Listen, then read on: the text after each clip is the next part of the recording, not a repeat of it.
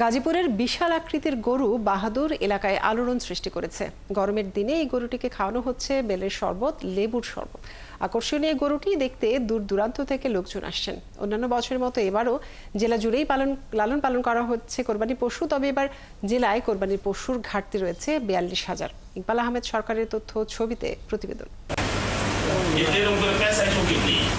গাজীপুরের পোড়াবাড়ি এলাকার শহীদুল ইসলাম দীর্ঘ ৪ বছর ধরে ফ্রিজিয়ান জাতের একটি ষাঁড় পালন করেছেন।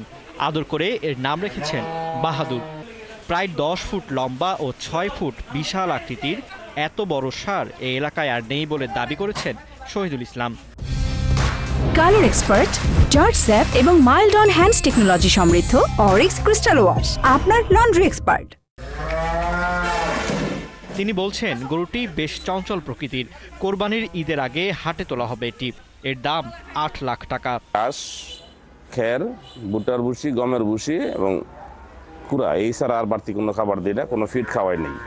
নিজেদের সন্তানের মতোই আদর যত্ন দিয়ে এটিকে লালন পালন করেছেন ওই পরিবারের লোকজন। শরীর ঠান্ডা রাখতে ফ্যানের ব্যবস্থাও রাখা হয়েছে।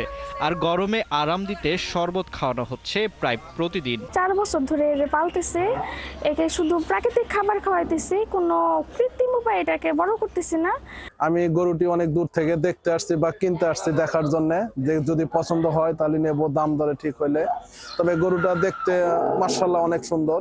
এমন বড় আকৃতির গরুর বাইরেও সাধারণ ক্রেতাদের চাহিদা অনুযায়ী কোরবানির পশু প্রস্তুত করা হচ্ছে জেলার বিভিন্ন খামারে। প্রাকৃতিক খাবার দিয়ে লালন পালন করা হচ্ছে সেগুলোকে। মোটা তাজাকরণের কোনো ওষুধ না খাইয়ে খড়, ভুসি, ঘাস সহ প্রাকৃতিক খাবার দিয়ে বড় করা হয়েছে বলে জানিয়েছেন খামারিরা।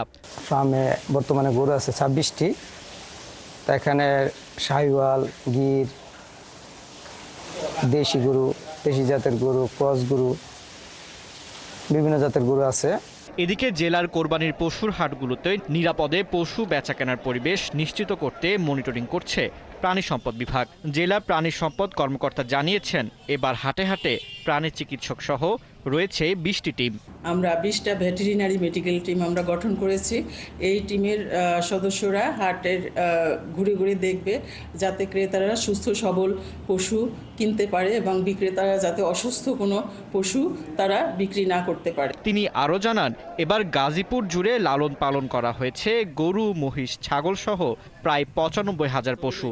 আর কোরবানির পশু ঘাটতি রয়েছে প্রায় ৪২,০০০।